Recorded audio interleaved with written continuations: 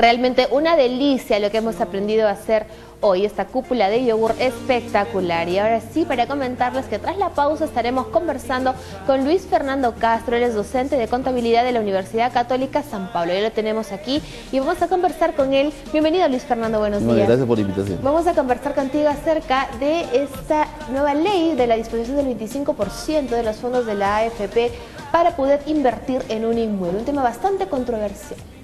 Así es. Bueno, en realidad la norma, de alguna forma, como ya lo has mencionado, es un poco controvertida. Sin embargo, para muchos afiliados actualmente a las AFPs, les resulta ser muy interesante la posibilidad de agarrar y retirar un porcentaje de ese dinero. Solamente que hay algunas reglas interesantes que, por ejemplo, no te van a dar dinero en efectivo para nada, para empezar. Claro. Sino es un tema vinculado directamente al banco, a la entidad más financiera, la cual te va a dar ese monto, ¿no? Por supuesto, y con eso vamos a continuar después de la pausa, así que no se puede perder lo que viene a continuación. Nos vemos.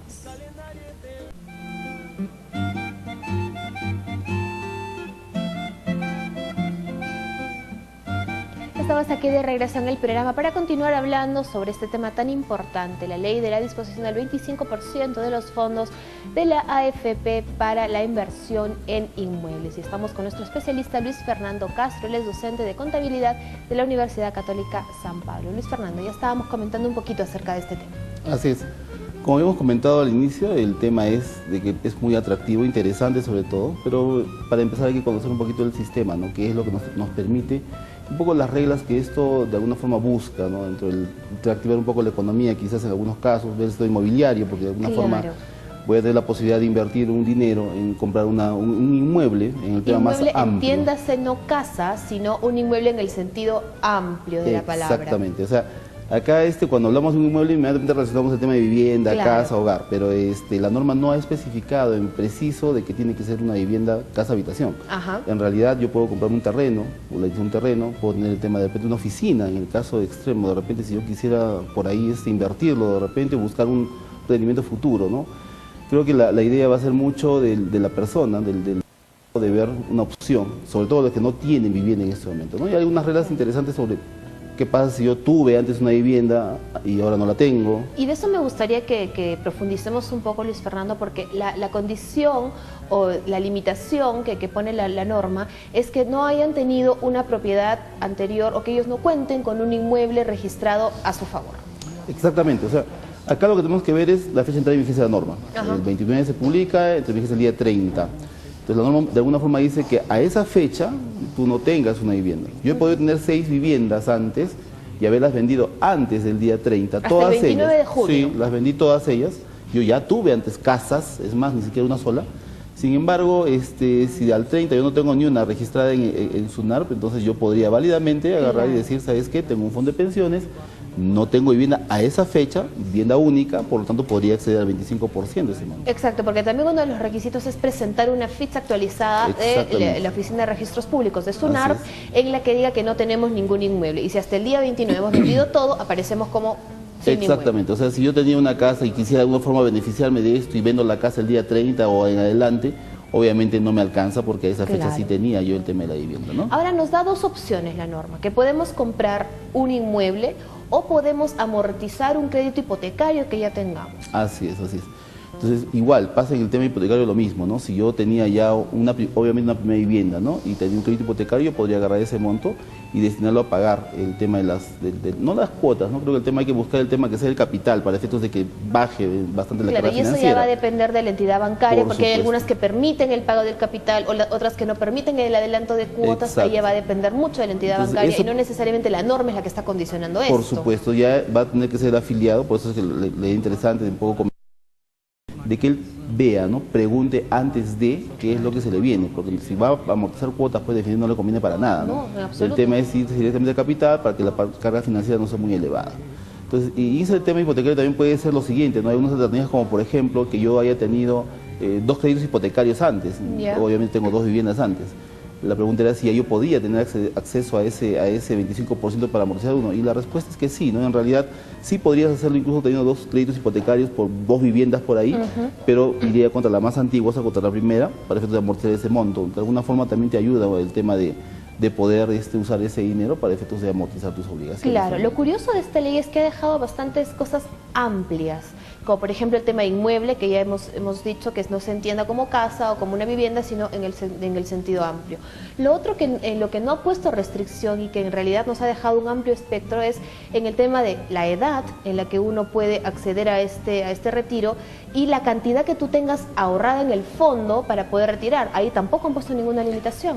Exacto, lo que dices es correcto, porque en realidad la norma no restringe absolutamente nada al tema de edad, ni tampoco tiempo de permanencia en el fondo, cosas parecidas. Lo que te dice es que verifiques que tu cuenta individual de capitalización tengas un dinero y que la AFP te diga cuánto puedes disponer de ese fondo, para que lo lleves o sea, puedes tener, no sé, 10.000 soles, 15.000 soles. Exacto, un ejemplo práctico, una persona como yo que ha aportado, digamos, unos 10 años, porque relativamente joven, ¿no? Porque normalmente este tipo de leyes se dan para personas que pasan los 50 años.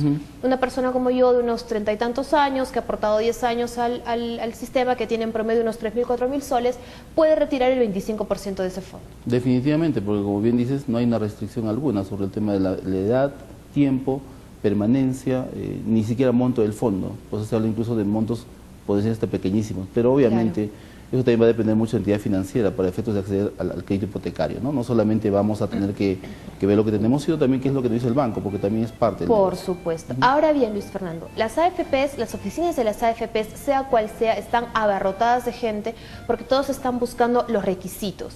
Están buscando también, bueno, primero hablemos de los requisitos y luego paso con la siguiente pregunta. ¿Cuáles serían estos requisitos? Si va a variar de AFP en AFP o la norma establece un requisito estándar para todas. En realidad lo que va a variar es un poco la atención, entiendo, ¿no? Hay AFPs que te pueden atender por teléfono, otras AFPs que te piden cita. Esa es la diferencia, en realidad todos van a hablar el mismo idioma, tienen que están supeditadas a la SBS. Entonces por ahí podemos tener de repente, primero que nada verificar, ¿no? Mi cuenta individual de capitalización, qué es lo que tengo, porque es lo que va a pedir el banco para efectos de darme ya el tema del crédito hipotecario, ¿no? Claro. Entonces por ahí la AFP, como te digo, no va a tener ningún tema de decir, diferencia tú y otra más que el tema de atención, básicamente, ¿no? Atención. Y en cuanto a documentación, ¿qué es lo que nos va a pedir la AFP? Bueno, para empezar, la identificación de la persona y verificar si ella tiene o no tiene ese fondo de capitalización para efectos de poder darle el documento que puede llevar al banco y con el banco ver el tema de crédito hipotecario, ¿no? Claro. Entonces ese es el primer paso que tenemos que ver. Obviamente, antes de eso también tengo que ver, como dijiste también, el tema de registros públicos. Porque si yo no demuestro que tengo una vivienda, entonces ahí tengo sí un problema serio respecto a, ¿no? Me encuentra un terreno, entonces no voy a calificar para el tema de del 25%.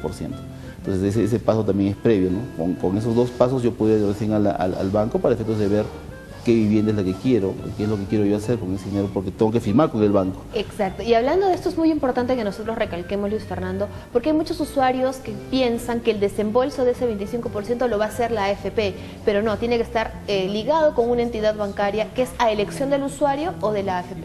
A esa elección del usuario, ¿no? Porque él es el que se va a acercar a la entidad financiera para efectos de ese crédito hipotecario, ¿no?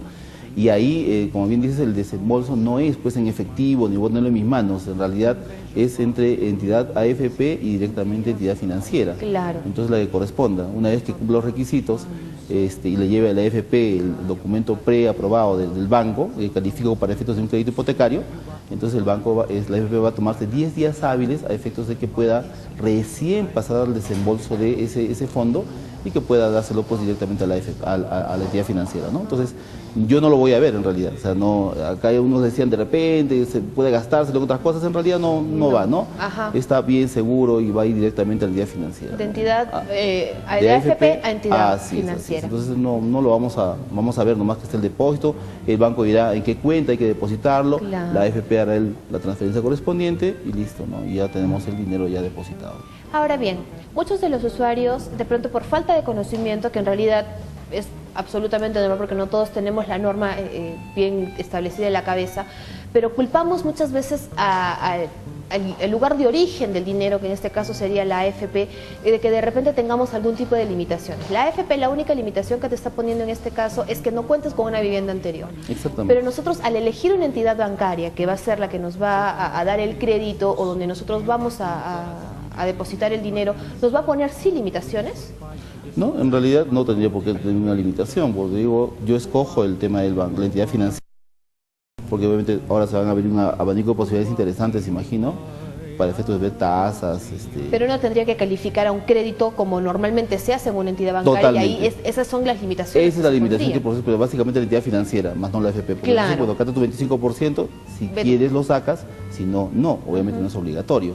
Entonces va a ser muy potestativo de que yo vea si califico como dices a un banco, a ver si es que por ahí tengo. Yo puedo tener de repente un fondo por ahí guardadito y al mismo tiempo de trabajo y no tener cómo afrontar la diferencia. Exacto, porque esto no es una varita mágica que te va a abrir la posibilidad en el banco. O sea, es un 25% de tu fondo, pero eso no te va a asegurar que tú califiques para un crédito hipotecario en un banco. Exactamente. Entonces, ese es un tema, como te digo, de que va a haber. O sea, no es tan fácil sacar el 25, depositarlo y me quedo ahí como estamos, porque obviamente el banco también, o la entidad financiera en este caso, va a buscar también un poco ver cómo uno va a apalancar mañana más tarde ese dinero, ¿no? que va a retirar y que obviamente va a implicar un interés financiero que él tiene que afrontar el afiliado, ¿no? Claro, y justo ahí va mi siguiente pregunta, porque cuando nos hablan de que podemos disponer de dinero, de los fondos que tenemos nosotros como ahorro, nos volvemos locos y pensamos, en realidad no pensamos y no nos detenemos a ver qué es lo que vamos a hacer con cabeza fría y estableciendo bien todo el abanico de posibilidades.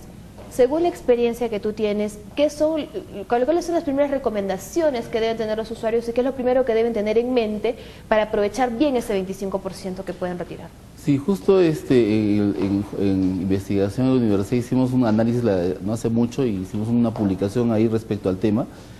Y claro, acá creo que hemos avanzado bastante en el problema en el tema básicamente de saber en qué voy a invertir, ¿no?